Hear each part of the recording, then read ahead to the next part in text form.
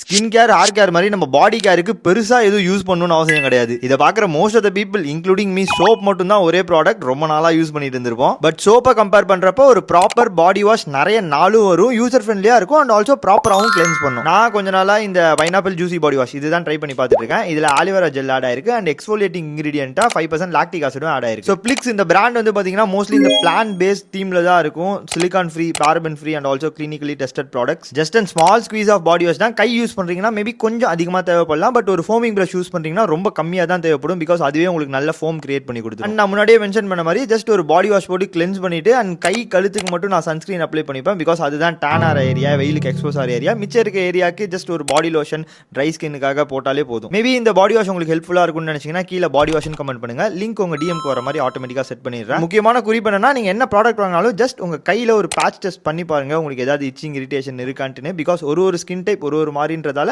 அவங்க உங்களுக்கு செட் ஆகிறத அவங்க யூஸ் பண்ணிக்கலாம். பாய் நண்பர்களே, நான் உங்களை அடுத்த வீடியோவில் சந்திக்கிறேன். உடம்பு பார்த்துக்கோங்க, மனசையும் பார்த்துக்கோங்க. டாடா.